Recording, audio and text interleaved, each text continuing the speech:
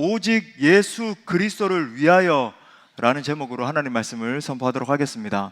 사도 바울 일행의 비시디아 안디옥 사역이 계속 진행되고 있습니다. 비시디아 안디옥은 어디인가?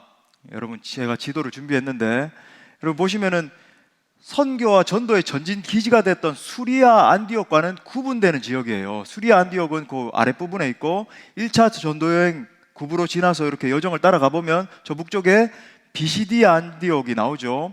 지금 사도 바울이 저기서 말씀을 선포하고 있는 겁니다. 여러분이 이걸 이제 염두하시고 이제 말씀을 들으시면 되겠습니다. 지금으로 따지면 이제 터키의 소도시인 얄바츠로 불리는 곳인데 지금 사도 바울 일행이 이 비시디아 안디옥에 정착을 하게 됐고 거기서 이제 말씀을 열심히 선포하고 있는 겁니다. 자, 지금 사도 바울이 선포한 복음의 내용이 무엇인가? 먼저는 구약에 나오는 여러 사건들에 담긴 심오한 뜻을 이야기를 합니다.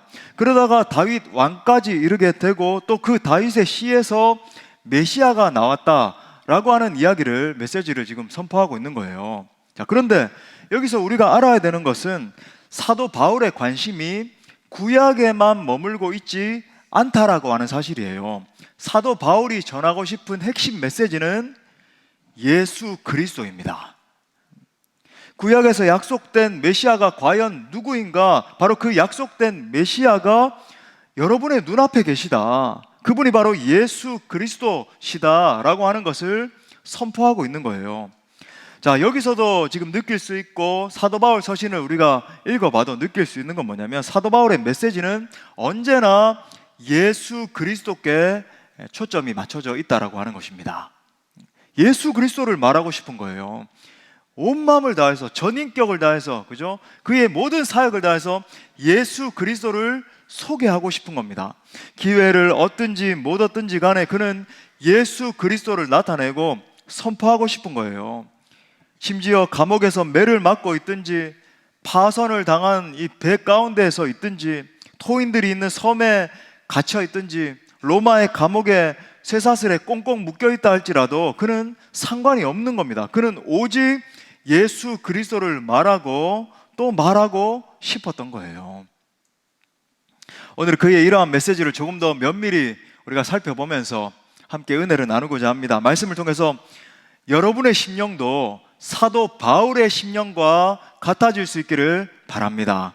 그래서 여러분의 전 존재와 전 인생과 전 발걸음을 통해서 오직 예수 그리스도가 나타나고 증거될 수 있기를 축복합니다. 예, 세 가지로 살펴보겠습니다. 첫 번째는 오늘 이 메시지의, 사도 바울의 메시지의 핵심이 뭐냐는 거죠. 사도 바울의 메시지의 핵심은 다윗의 시에서 메시아가 나오셨다 라고 하는 것입니다. 우리 한번 따라 할까요? 다윗의 시에서 메시아가 나오셨다. 자, 사도 바울이 유대인의 회당에서 전도를 하면서 먼저 구약의 사건을 끌어들입니다. 출애굽 사건으로부터 시작을 해서 다윗 왕까지의 이야기를 아주 간단하게 집약적으로 이렇게 재미있게 설명을 하고 있어요. 그리고 그 다윗의 시에서 메시아가 나오신다라고 하는 예언을 인용을 합니다. 그러다가 오늘 우리가 읽은 이 26절부터 37절에서 전곡을 치는 메시지를 하는 거죠. 다윗은 죽어서 썩어 없어졌지만 예수는 썩지 않았다라고 이야기를 하는 거예요. 왜냐하면 바로 그 예수 그리스도가 구약에서 예언한 메시아이기 때문이다 라고 하면서 쐐기를 박아버리는 겁니다. 그러면서 예수님이 어떤 분이신가 라고 하는 것에 이제 논점을 이제 옮겨가죠. 사도 바울은 예수님을 소개하면서 예수님은 십자가에 못 박혀서 죽으신 분이시고 부활하셔서 다시 살아나신 분이시다 라고 이야기를 해요. 복음의 핵심이죠. 예수님이 십자가에 못 박혀 죽으셨고 다시 살아났는데 우리가 다 이 일의 증인이다. 사도들은 그죠, 직접 그 부활하신 예수님을 만났고 사도 바울도 사실은 직접 부활하신 예수님을 만났죠. 나중에도 사도 바울의 사도권에 대해서 변증을 하면서 내가 다메섹 광야에서 부활하신 예수님을 만났다. 실제 부활하신 예수님이 나타나셔서 사울아 사울아 나는 네가 핍박하는 예수다 그렇게 했잖아요. 그래서 우리가 다 이 일의 증인이다 라고 증거를 하고 있는 거예요. 자, 그렇게 예수님에 대해서 설명을 하고 난 다음에 바울은 마지막으로 핵심 포인트를 선포를 합니다. 그 내용이 오늘 우리가 읽은 38절부터 41절까지의 내용인데, 자, 38절과 39절만 우리가 다시 한번 읽도록 하겠어요. 이게 핵심 구절입니다. 시작. 그러므로 형제들아, 너희가 알 것은 너희에게 전하는 이것이며, 또 모세의 율법으로 너희가 의롭다 하심을 얻지 못하던 모든 일에도 이 사람을 힘입어 믿는 자마다 의롭다 하심을 얻는 이것이라. 아멘. 자, 메시지를 계속 쭉 이렇게 전파를 합니다. 물론 여기에 적혀있는 메시지도 축약본이에요. 제가 성경에 적혀있는 설교들은 다 축약된 형태라고 말씀드렸죠. 요것만 설교를 했다면 설교가 굉장히 짧았겠죠. 축약본입니다.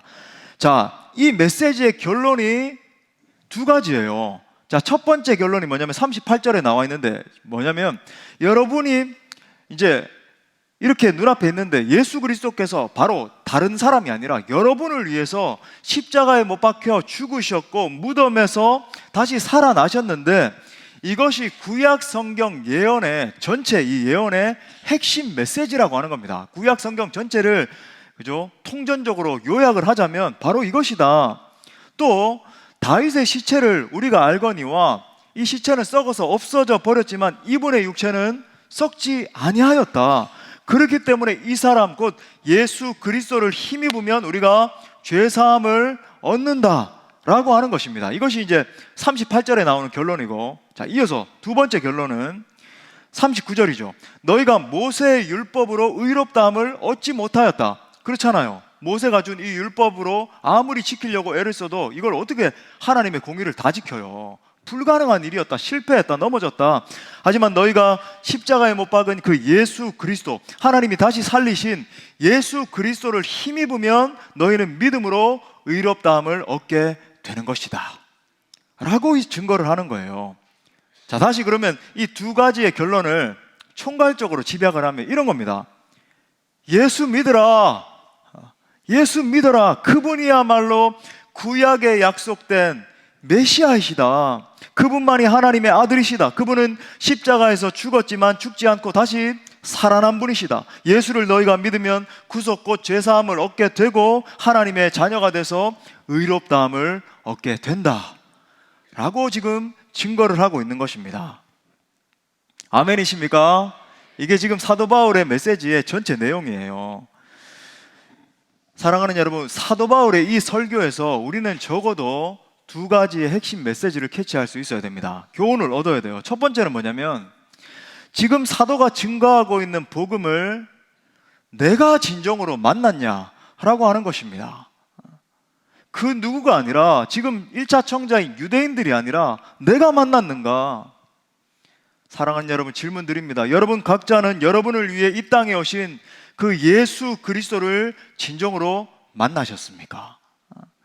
여러분을 위해 십자가에 달리셔서 물과 피를 쏟으시고 죽으신 바로 그분, 모든 죄와 사망 권세를 깨시고 부활 승리하신 그분을 진정으로 경험하셨습니까? 제가 여러분들에게, 여러분은 교회에 지금 다니고 계십니까? 여러분은 뭐 어떻게 그냥 이렇게 교회 왔다 갔다 하시면서 어떤 적당한 봉사를 하고 계십니까? 이 정도만 질문 드리는 게 아니에요.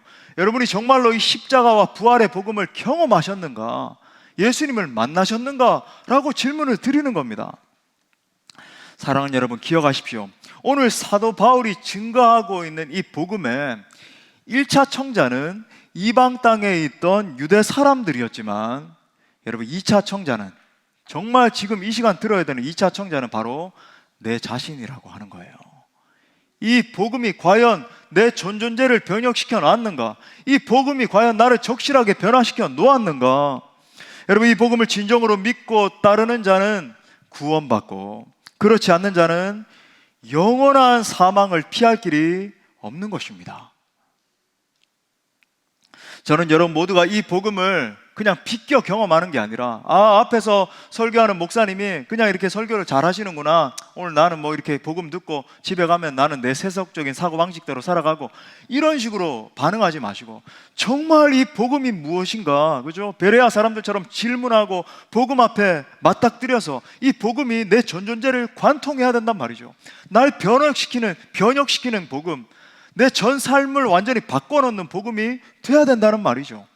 부디 여러분 이 복음을 정통으로 만나셔서 진정으로 하나님 앞에 의롭다함을 얻을 수 있기를 바랍니다. 자, 두 번째 우리가 얻어야 되는 교훈은, 캐치해야 되는 그 메시지는 사도 바울의 전도 방법이에요. 이게 이제 큰 두 번째 메시지입니다. 사도 바울의 전도에서 얻는 지혜예요. 지혜. 자, 이 포인트가 우리가 전도하고 선교하는데도 굉장히 중요한 지점이 될 수 있습니다. 무슨 말인가? 어떤 측면에서 이것은 복음 전도의 양날이라고도 표현할 수 있을 것 같아요. 복음 전도의 양날이다. 자, 사도 바울의 설교에서 볼 수 있는 이 복음 전도 방법의 한쪽 날은 청중을 잘 파악해서 전도하는 것의 중요성입니다. 청중을 잘 파악해서 전도하는 것이 중요하다. 자, 지금 사도가 어디서 설교를 하고 있죠? 어디서 설교하고 있어요? 비시디아 맞는데 어디입니까? 구체적으로 장소가? 맞아, 회당. 유대인들의 회당이에요. 유대인들의 회당에서 지금 설교를 하고 있죠. 그러면 그가 누구에게 지금 설교를 하고 있습니까? 유대인들에게. 다른 말로 하면 이 복음을 듣고 있는 청자가 누구인가? 회당장과 유대교를 따르는 유대인들에게 이 설교를 지금 하고 있는 거예요.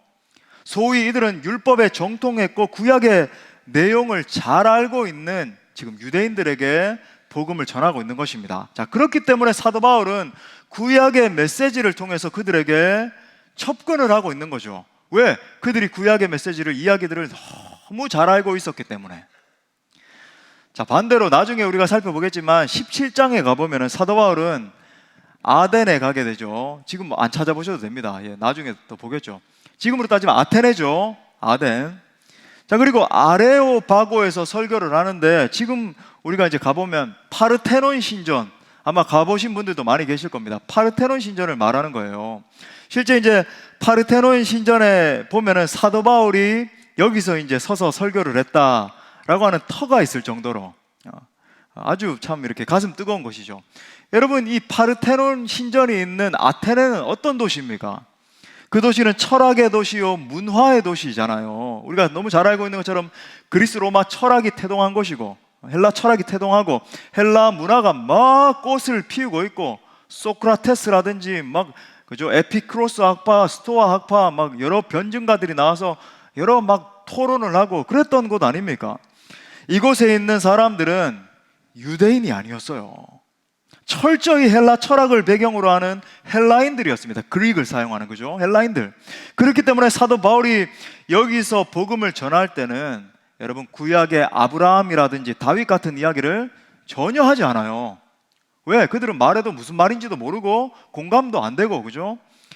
대신에 어떻게 합니까? 너희 아덴 사람들아, 아테네 사람들아 라고 외치면서 다른 접근 방법으로 이렇게 복음을 전하는 것을 보게 됩니다. 그들의 종교성과 그들의 철학적인 깊이를 먼저 좀 축켜 세워주고 칭찬을 하면서 복음 전도를 시작해요.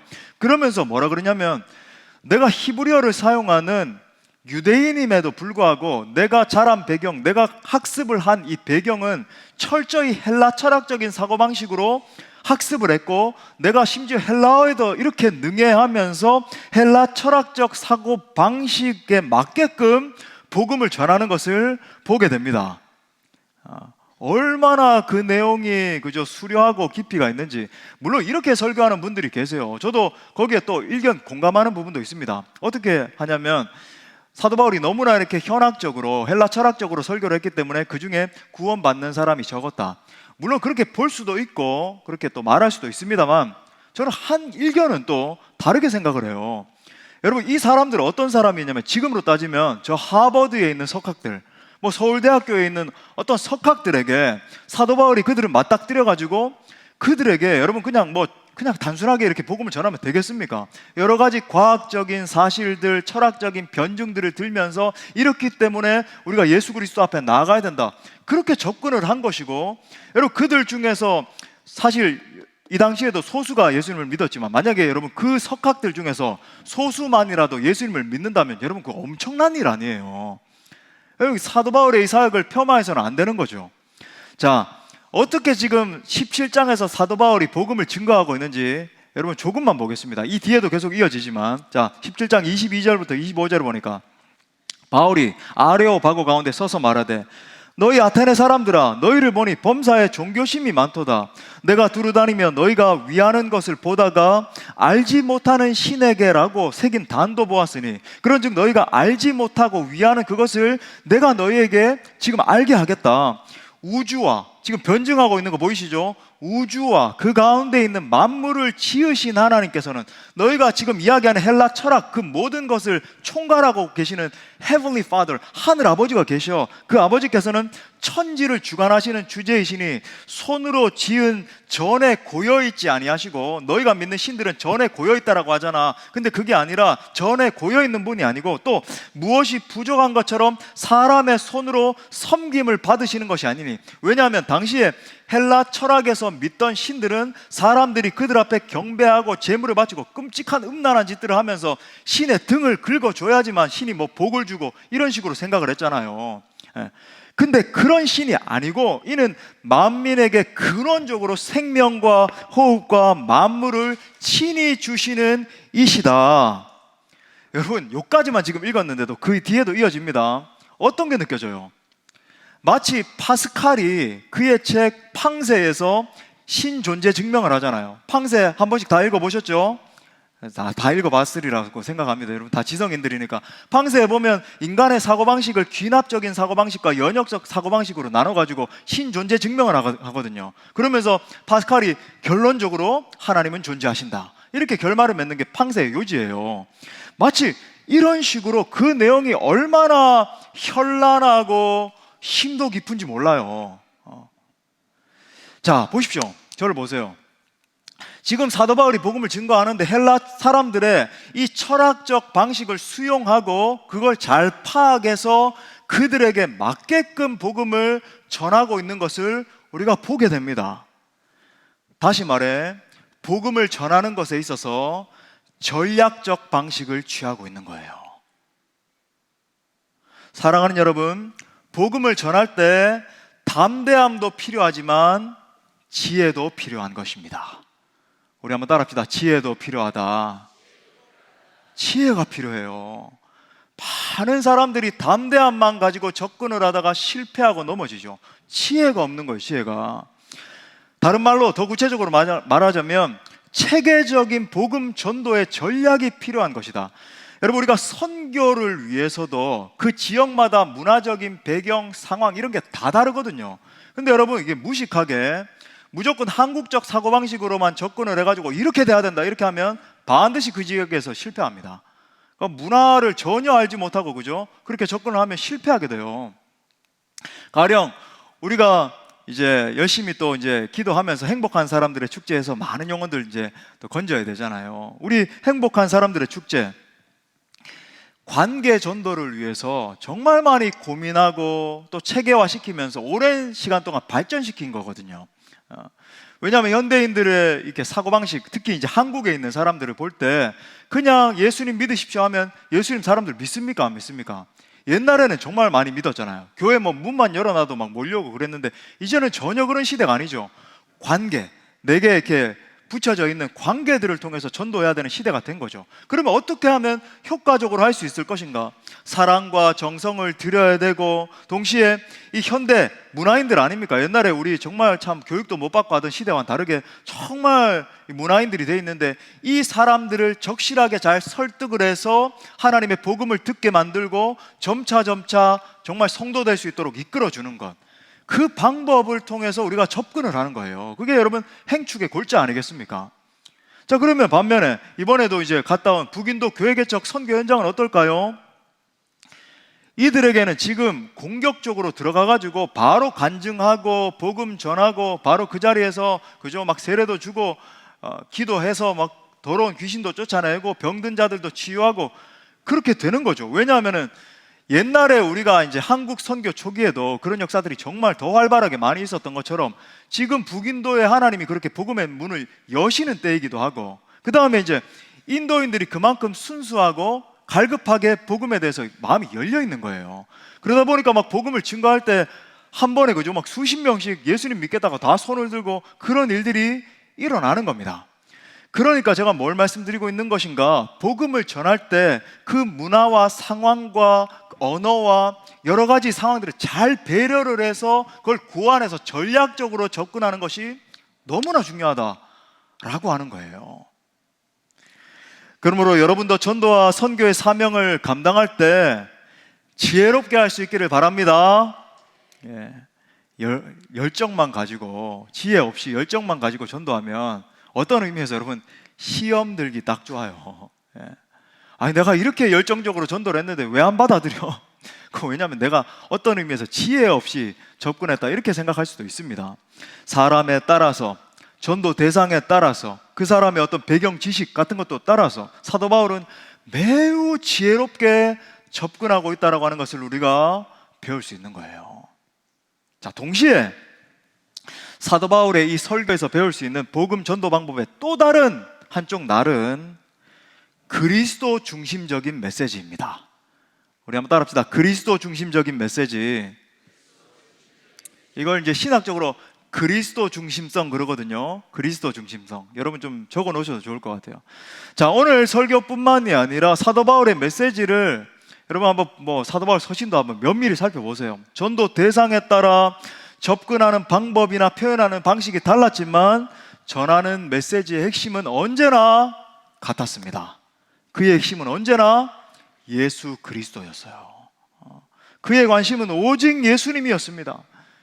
고린도전서 2장 2절에 보니까 내가 너희 중에서 예수 그리스도와 그가 십자가에 못 박히신 것 외에는 심지어 아무것도 알지도 않기로 작정했다.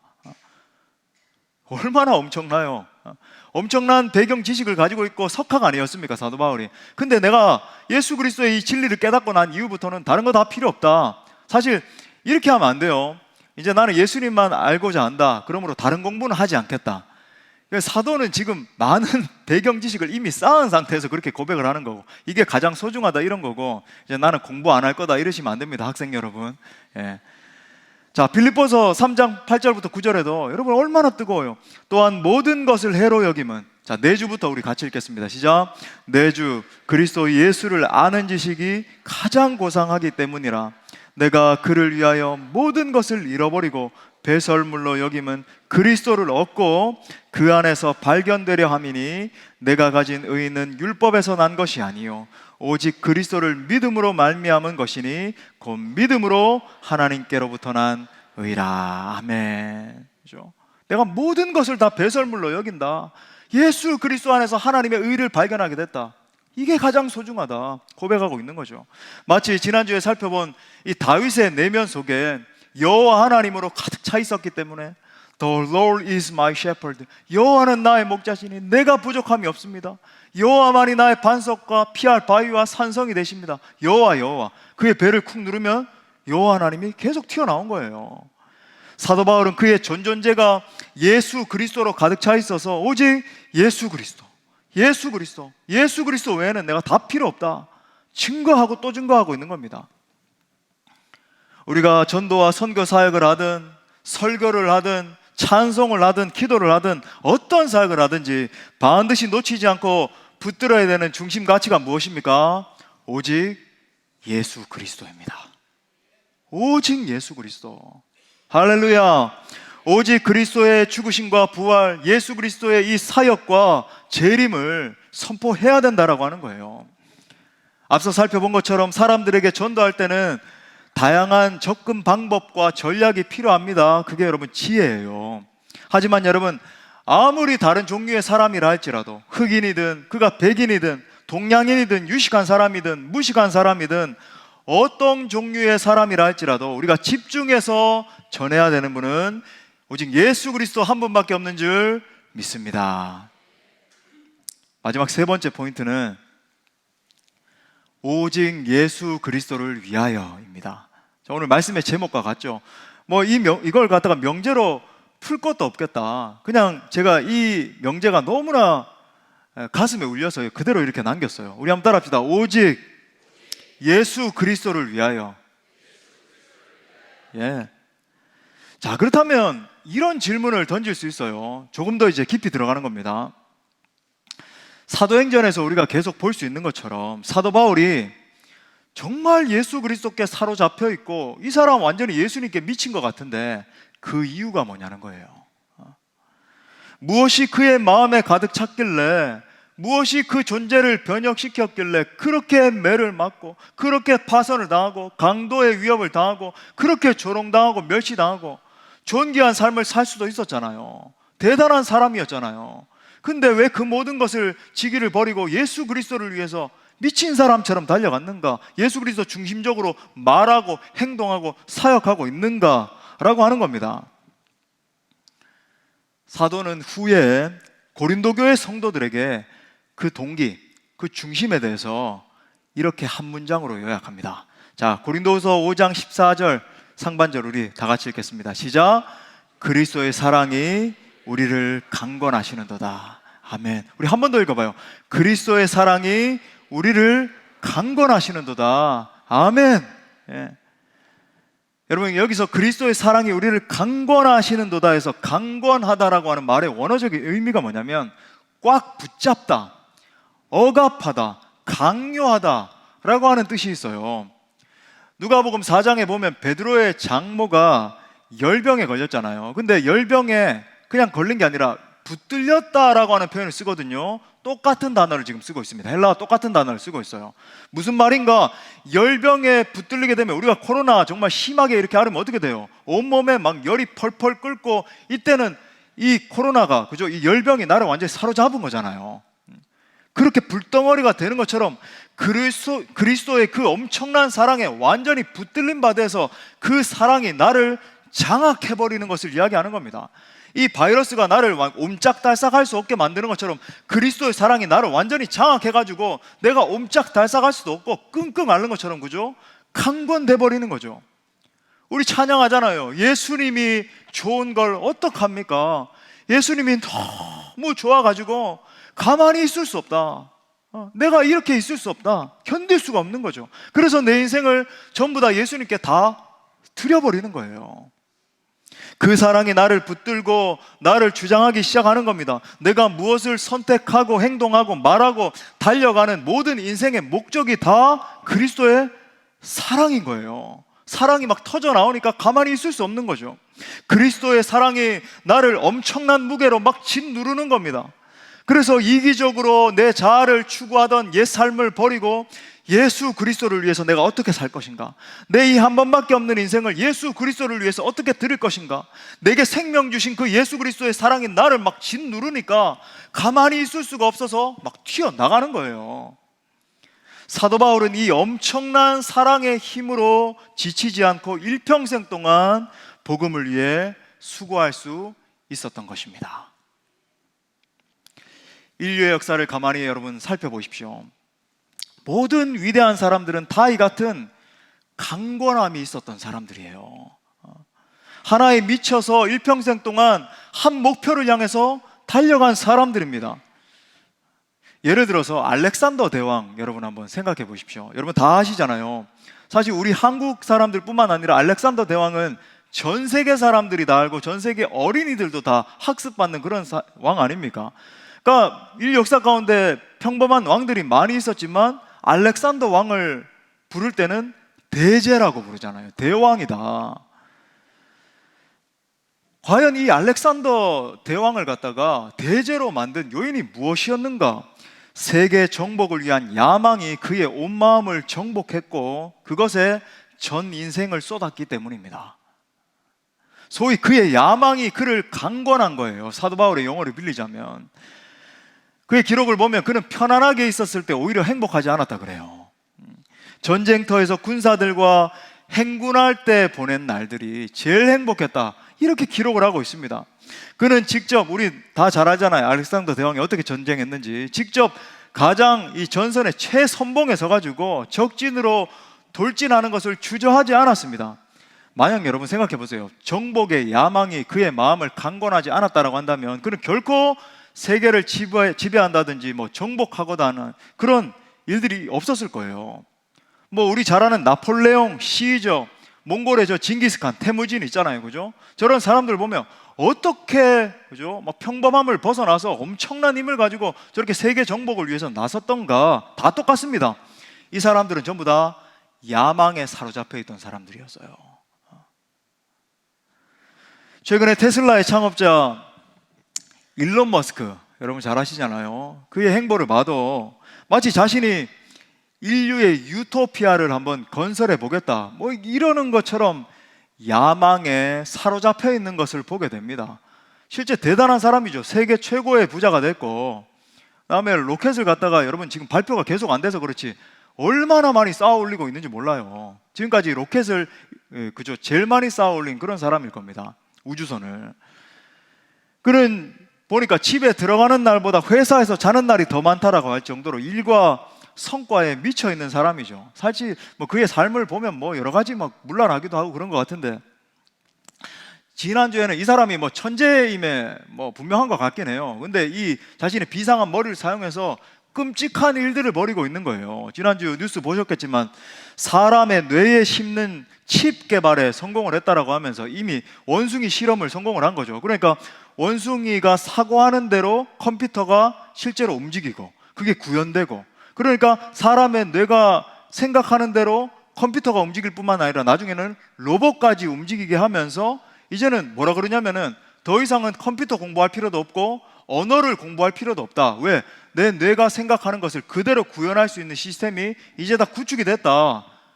뭐라 그러는 줄 아세요? 사람 뇌에 심고 테스트만 하면 된다. 사실 여러분 이게 불구인 사람 뇌에 이미 테스트를 했거든요. 근데 일론 머스크가 이걸 거의 완성 단계로 끌고 간 거죠. 무서운 시대가 된 겁니다. 여러분 정말 우리가 이렇게 앉아있지만 무서운 시대가 됐어요. 이제는 핸드폰이 이제 필요 없는 시대가 벌써 되는 거 아시죠? 몇 년 뒤에 나올 텐데 이미 개발됐습니다. 홀로그램으로 이제 쫙 화면 펼쳐가지고 길 걸어가다가 띠띠띠띠 누르고 그냥 뇌에 칩 심어 놓으면 전화도 걸 수 있고 핸드폰도 다 볼 수 있고 영상을 통해서 뭐 다 할 수 있고, 선교지 가서도 이제 영어도 필요 없고 그저 딱딱딱딱 이렇게 하면 내가 원하는 구글 트랜슬레이터로 다 번역이 되고, 이런 시대가 되는데 이게 더 심해져가지고 로봇까지 다 조종이 되는, 뭐 그렇게 됐다라고 이야기를 하는, 끔찍한 말을 하는 겁니다. 제가 이 사람들 이야기를 왜 하는가? 여러분 이 사람들은 전부 다 잘못된 동기로 잘못된 사고를 가지고 방향성을 가지고 산 사람들이에요. 그럼에도 불구하고 어떻습니까? 이 사람들의 공통적인 특징은 뭐냐면 뭔가에 강권함이 돼 있는 거예요. 완전히 강권함에 사로잡혀서 타의 추종을 불허할 정도의 집중력 있는 삶을 살았던 사람입니다. 여러분 우리는 이 사람들처럼 집중력 있는 삶을 살지 못하고 있잖아요. 그리스도인들인데. 자, 그러면 우리가 사도 바울 서신을 읽을 때마다 느끼게 되는, 어떻게 사도 바울은 이렇게 1차, 2차, 3차, 4차에 걸쳐서 복음을 위해서 완전히 미친 사람처럼 전진해 나가고 완전히 뭔가 몰입되어 있는 사람처럼 보이지 않습니까? 그죠? 예? 과연 이 사도 바울의 내면에 있는 이 그리스도의 중심성, 끊임없이 어떤 상황에서 그리스도를 선포하는 이 중심성의 동기가 과연 무엇이었는가? 그는 어떻게 해서 일평생 동안 타의 추종을 불허할 정도로 복음에 소위 미쳐서 그리스도의 복음을 위해서 살 수 있었는가? 바로 그리스도의 사랑이 그를 강권했기 때문입니다. 그리스도의 사랑에 완전히 사로잡혀 있었기 때문에 그렇게 할 수 있었던 거예요. 성경에 보면 예수 그리스도를 만난 사람들, 하나님의 사람들의 이 하나 같은 특징이 있는 게 뭐냐면 그들은 전부 다 주님께 미쳐 있었습니다. 제가 이런 표현을 쓰는 걸 용서하십시오. 여러분 실체였어요. 그들은 완전히 미쳐 있었어요. 구약 성경에 나오는 하나님의 열정에 사로잡힌 사람들을 보세요. 하나님의 정의감, 이 열정에 불타있는 사람들이 여러분 완전히 미쳐 있었다라고 하는 것을 제가 예를 들어 보겠습니다. 모세가 이제 십계명 받으러 갔을 때, 율법 받으러 갔을 때 금송아지를 만들고 있었잖아요. 그 금송아지 만들었다라고 거룩한 하나님의 이 분노, 열망에 완전히 불타올랐습니다. 그래서 여러분 그 금송아지를 갈아가지고 억지로 다 마시게 했어요. 여러분 이거 성경의 이야기니까 여러분이 읽고 그냥 익숙한 이야기니까 그냥 넘기실 수 있겠지만, 제가 여러분이 뭔가 범죄했다고 이거 안 되겠다, 이거 갈아가지고 다 드세요, 그다음에 여러분 이거 정상적인 말입니까? 그렇게 했어요. 또 그 현장에서 갈아 마시게 한 다음에 레위인들을 시켜가지고 칼을 차라고 합니다. 그래가지고 자기 형제, 거기에 가담한 친구들, 이웃들 3,000명을 그 자리에서 몰살해버려요. 도륙해버립니다. 미친 거죠. 여러분, 이거 그냥 이야기로만 여러분이 접근해서 그렇지, 여러분 이거 사실입니다. 그런 일이 있는 거예요. 미쳤어요. 여러분, 사무엘 선지자 어떻습니까? 굉장히 온유하게 여겨지지 않아요? 사무엘 그러면 이미지가. 여러분, 그는 미친 사람이었어요. 사울이 살려준 아말렉 왕 아각을 여러분 어떻게 처단한지 여러분 아시잖아요. 한글 성경에는 그를 찍어 쪼갰다 이렇게 표현이 되어 있는데, 히브리어로 원어적으로 칼로 잘라서 토막냈다라고 하는 의미예요. 토막냈어요. 하나님과 백성들이 다 보는 앞에서 이방 왕의 목을 자르고 팔과 다리, 사지를 갖다가 다 잘라냈다라고 하는 겁니다. 얼마나 끔찍해요. 미친 거죠. 그러니까 하나님의 이 정의감, 하나님의 공의에 불타올라 가지고 그렇게 하지 않으면 안 됐던 거예요. 여러분, 이사야 선지자도 미친 사람이었습니다. 그냥 우리가 이사야서를 66장을 갖다가 이렇게 그냥 은혜롭게 읽지만 여러분, 그는 미친 사람이었어요. 이스라엘 백성들에게 하나님의 뜻을 전달하기 위해서 단순히 메시지만 선포한 게 아니라 무려 3년간이나 그죠? 벗은 발과 벗은 몸으로 돌아다녔어요. 왜 그렇게 했습니까? 너희들이 회개하지 않으면 곧 닥쳐올 하나님의 재앙 때문에 이런 수치를 너희가 당하게 될 것이다 라고 하는 것을 온몸으로 보여준 거죠. 미쳤죠. 자, 신약에 와서도 예수 그리스도의 복음에 사로잡혀 있던 사람들은 완전히 다 미쳐 있었습니다. 예수 그리스도를 미친 듯이 섬기다가 예수님처럼 매맞고 다 죽어버려요. 예수님의 제자들은 사도 요한만 빼고 다 순교했잖아요. 사도 요한도 요한 계시록을 남기기 위한 하나님의 계획 때문에 남았던 것이지 다 순교했습니다. 수많은 초대교회 교인들은 자신의 산업을 빼앗기고 자신의 집을 다 잃어버리고 가족이 쪼개지고 지하 무덤 속에서 평생 햇볕도 보지 못한 채 살아가고, 제가 실제로 갑바도기아 가봤거든요. 지하 200m까지 굴을 팠어요. 이들이 생존하기 위해서. 그러면서 지하 200m 내려가 보시면, 갑바도기아 가보신 분들은 아시겠지만 점점 산소가 막 부족해서 막 답답한 느낌이 듭니다. 내려가면요 기가 막혀요. 이 사람들 동굴을 얼마나 깊이 팠는지. 그리고 동굴 중간에 이렇게 한 10m 이렇게 되는 신학교도 만들어 놓고 거기서 말씀을 배우고 가르치고, 중간에 어떤 이렇게 십자가 형틀 같은 그런 장이 있는데, 이건 뭐였냐면 거기서 범죄가 일어나잖아요. 뭔가 하나님 앞에 떳떳지 않은 일이 일어나면 그죠? 딱 재판을 해가지고 중죄가 있으면 십자가에 매달아서 죽였어요. 그만큼 뭐 순결함을 유지하려고 그랬죠. 그 다음에 먹을 것이 없으니까 그 갑바도기아 가면 비둘기들이 정말 많거든요. 비둘기 고기 잡아다가 먹으면서. 그래서 사도 베드로가 뭐라고 이야기해요? 갑바도기아에 있는 그죠? 성도들에게도 내가 편지한다. 그렇게 말하잖아요. 여러분, 이 성도들, 우리가 저 로마에 가면 사진 찍어 올리는 그 골로세움 어떤 현장입니까? 사자의 밥이 되고 그죠? 예수 그리스도를 부인하지 않고 있다가 화형당하고 목베인 되는 참수형을 당하고 했던 그 현장이 바로 그 골로세움 아니에요. 작년에 우리 그 한국 선교 강의해 주신 선교사님 통해서도 여러분 들으셨겠지만 수많은 선교사님들도 그 뒤를 따라 순교했잖아요. 선교의 역사는 순교의 역사입니다. 순교의 역사예요. 수많은 초기 한국 선교사님들의 이야기를 여러분 좀 읽어보시고 들어보십시오. 영국이나 미국의 그 좋은 환경들을 다 버리고 스스로 죽으러 온 거죠. 우리 한국에 그 척박할 때, 그 가난하기 짝이었고, 지금 인도 상황보다 훨씬 더 했죠. 그 조선시대 말기. 저주의 땅, 아무 소망이 보이지 않던 땅. 이 열악한 곳에 의료시설이 없어서 아이들을 낳다 보니까 선교사님들의 아이들이 상당수 어릴 때 죽었습니다. 양화진에 가면 그 명단들을 볼 수 있잖아요. 작년에도 보여드렸지만 로제타올 선교사님, 저희 연세대학교 세브란스 병원과 이화여대 대학교 병원을 설립하신 분 아닙니까? 로제타올, 이 숭고한 여인이 그죠? 자기의 딸을 갖다가 먼저 보내고는 끌어안고 하나님 앞에 울면서 그 편지를 일기를 써내려가고, 또 여자들이 약하다 보니까 이 여인들이 와서 일찍 다 죽어버린 그런 여인들이 너무나 많이 계세요. 우리가 많이 이야기하는 그 유명한 허드슨 테일러 선교사님, 선교사님의 아이들도 하나는 5살 때 죽고 중국 현장에서 죽었어요. 하나는 난 지 20일 만에 죽고 하다가 중국 선교 현지에서만 4명이나 죽었습니다. 아내도 32살에 사모님이 돌아가셨어요. 그럼에도 불구하고 허드슨 테일러 선교사님이 뭐라고 외칩니까? 영국 청년들에게 중국 내지 선교사로 건너와라, 와서 우리를 도우라 라고 막 호소를 하는 거예요.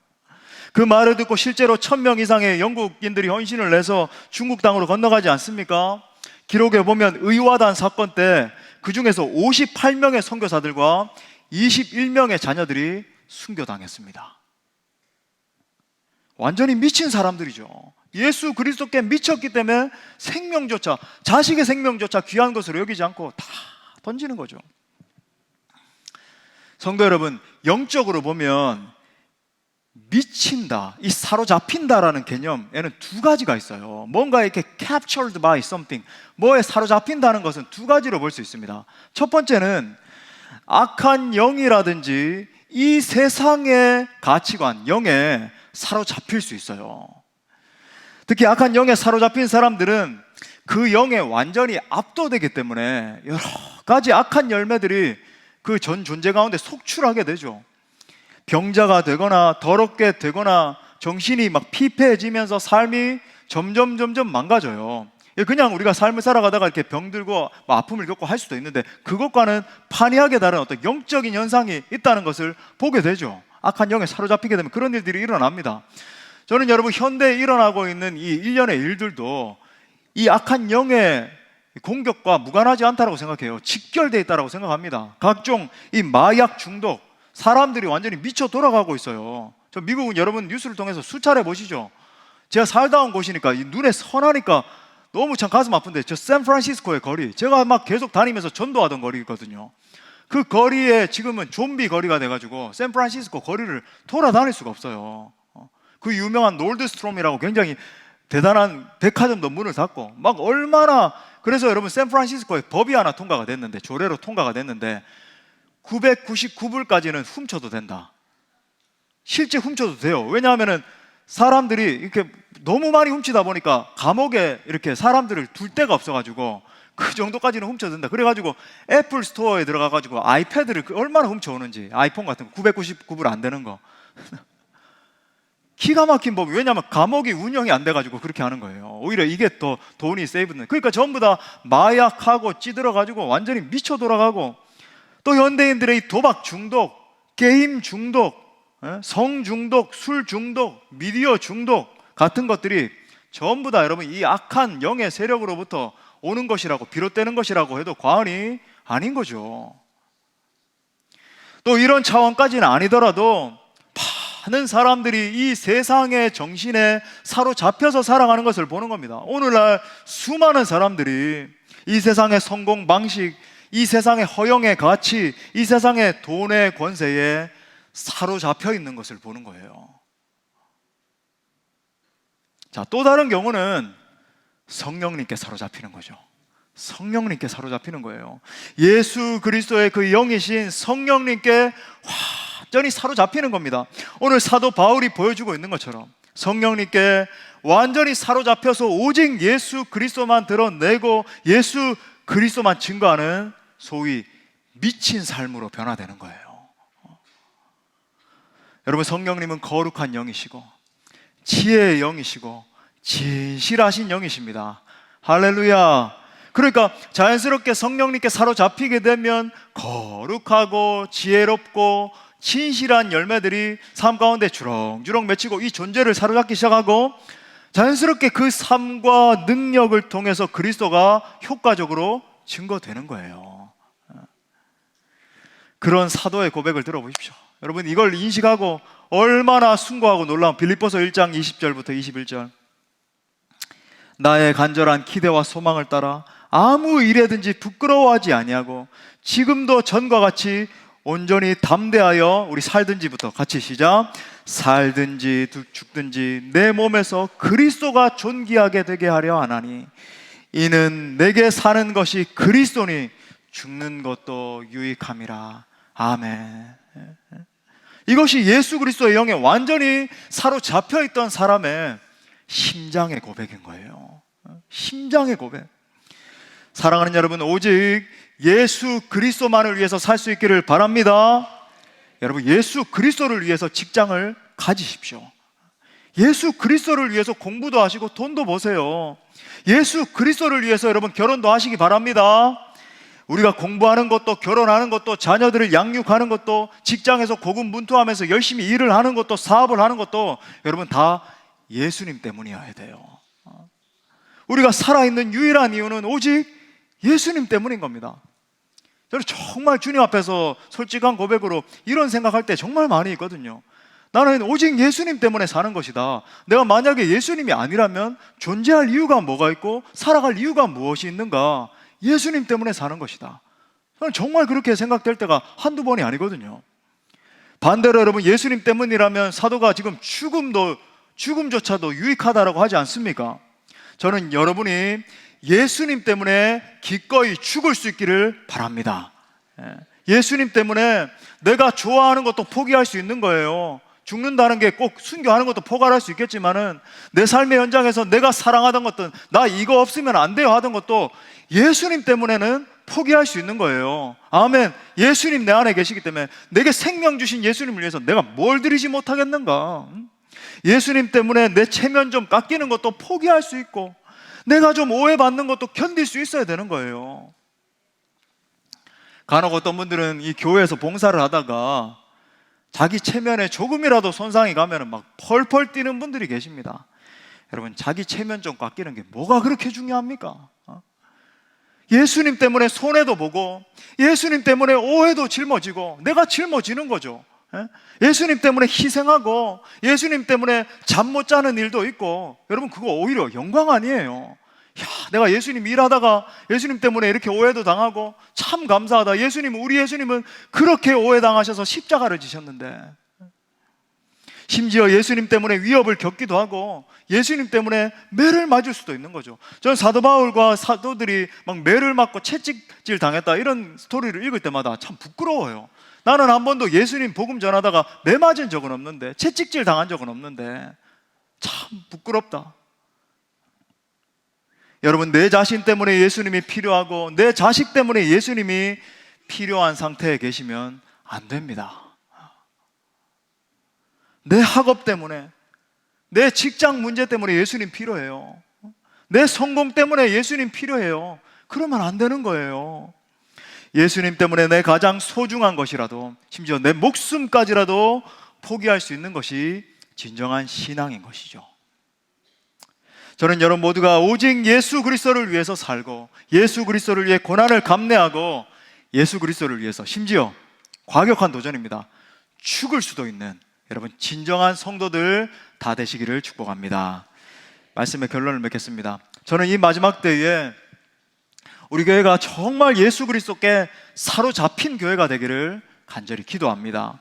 원수 마귀가 이렇게 가만 보면 어떻게 해서든지 믿는 자들까지도 연약하게 만들어서 쓰러뜨리려고 하고, 또 다음 세대 아이들을 뒤흔들고 있는 것 같아요. 완전히 이 사고방식을 갖다가 뒤흔들고 있는 이때에 우리 교회가 먼저 정말 예수 그리스도의 순결한 군병들로 일어나기를 소원합니다. 그러기 위해서 여러분이 먼저 예수 그리스도께 완전히 사로잡히셔야 돼요. 예수 그리스도께 완전히 미쳐야 되는 겁니다. 우리가 말씀을 읽고 기도하는 이 경건 훈련도 하고 있는데, 여러분 이 경건의 목적도 예수 그리스도께 완전히 사로잡히는 것이 목적이 돼야 돼요. 아버지 하나님, 제가 이 1년 동안 2024년 제가 경건의 훈련을 열심히 하는데 예수 그리스도께 완전히 사로잡히길 원합니다. 우리가 열심히 전도와 선교의 사명을 감당하는 목적도 그냥 하자 그러니까 그 정도가 아닌 거죠. 완전히 예수 그리스도의 사랑이 나를 짓누르기 때문에 그 사랑에 겨워서 내 생명 들여서 내가 이 영혼들 건져내기를 원합니다. 그게 동기가 돼야 되는 거예요. 예수 그리스도의 사랑이 나를 강건하시기 때문에 내가 내 사랑하는 이웃들에게, 가족들에게, 더 나아가서 저 열방에까지 뛰어나가서 전하지 않고는 견딜 수가 없게 돼야 되는 거죠. 아무쪼록 오늘 사도 바울과 같이 예수 그리스도의 사랑에 완전히 사로잡혀서 오직 예수 그리스도만을 위해서 살 수 있는 우리 모두가 될 수 있기를 간절히 축원합니다. 우리 말씀을 주신 하나님께 영광의 박수 올려드리겠습니다. 우리 다 같이 일어나셔서 우리 함께 찬양하고 기도합시다.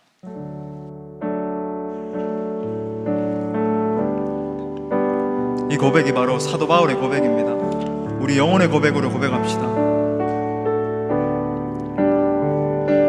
오직 오직 주의 사랑에 매여 내 영 기뻐 노래합니다. 이 소망의 언덕 기쁨의 땅에서 주께 사랑 드립니다. 오직 주의 임재에 갇혀 오직 주의 임재 안에 갇혀 내 영 기뻐 내 영 기뻐 찬양합니다. 이 소명의 언덕 거룩한 땅에서 주께 경배드립니다. 주께서 주신 모든 은혜 나는 말할 수 없네. 내 영혼 즐거이 주 따르렵니다. 주께 내 삶 드림 오직 주의 사랑에 매여 오직 주의 사랑에 매여 내 영 기뻐 노래합니다. 이 소망의 언덕 기쁨의 땅에서 주께 사랑들 오직 주의 임재에 갇히길 원합니다. 오직 주의 임재 안에 갇혀 내 영 기뻐 찬양합니다. 이 소명의 언덕 거룩한 땅에서 주께 경배들 우리 결단하는 믿음으로 두 손 높이 들고 주님 앞에 주께서 주신 모든 은혜 나는 말할 수 없네. 내 영혼 즐거이 주 따르렵니다. 주께 내 삶 드리 주께서 주신 모든 은혜 주께서 주신 모든 은혜 나는 말할 수 없네. 내 영혼 즐거이 주 따르렵니다. 주께 내 삶 드립니다. 그리스도의 사랑이 우리를 강권하시는도다. 이 시간 그리스도의 사랑이 나를 강권하셔서 오직 예수 그리스도를 위해서 살 수 있게 해달라고 우리 함께 기도합시다. 어쩌면 이것은 타락한 이 시대의 정신과 악한 마귀와의 심한 영적 전투와도 같은 그런 기도인지 모르겠어요. 하지만 우리를 십자가 군병으로 부르신 주님 앞에 우리가 기꺼이 반응하기를 원합니다. 날 위해 물과 피를 쏟으신 그분의 희생이 무력화되지 않도록 이제는 내 삶을 하나님께 드리며 기도하기를 원합니다. 함께 기도할 때 살아계신 주님, 이제는 오직 예수 그리스도만을 위해서 살기를 원합니다. 주님 제게 능력 주셔서 오직 예수 그리스도를 위해서 살고 예수 그리스도를 위해 죽게 하여 주옵소서. 내 자신과 자아를 철저히 포기하고 오직 예수 그리스도의 영광 그분의 이름만을 위해서 사는 인생 되게 하여 주옵소서. 우리 동성으로 간절히 기도합시다. 주여